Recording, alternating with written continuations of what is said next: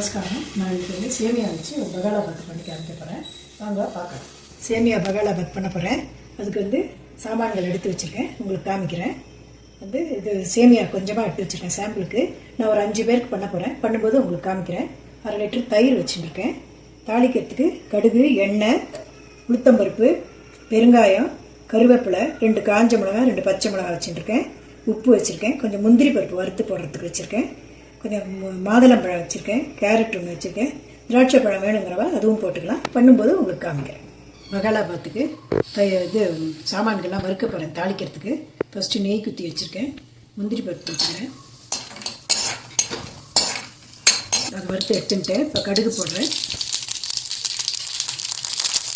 கடுகு வெடிக்கிறது. உளுத்தம்பருப்பு போடுறேன்.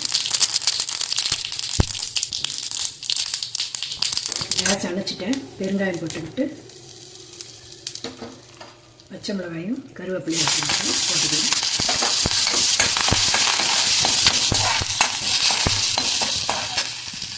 வாண்டியில் சேமியா வறுக்கிறதுக்கு நெய் வச்சுட்டுருக்கேன். சேமியா இதில் போடுறேன். போட்டு கொஞ்சம் நல்லா வறுத்துக்கலாம். கொஞ்சம் சேஃபாக வறுத்துட்டு தண்ணி கொட்டி வேக வைக்கலாம்.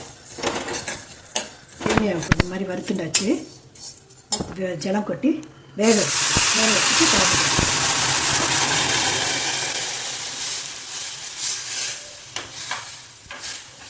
சேமியா பகாலாபாத்துக்கு இதெல்லாம் ரெடியாக இருக்குது.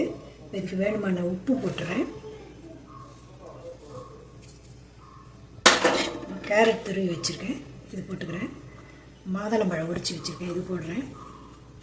கடுகு, பெருங்காயம், உளுத்தம்பருப்பு, கருவேப்பிலை, முந்திரி பருப்பு வறுத்து வச்சுருக்கேன், போடுறேன்.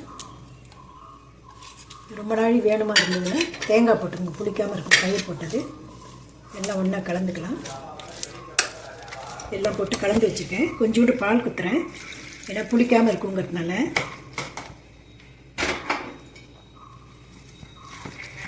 இப்போ இதில் தயிர் குத்துறேன்.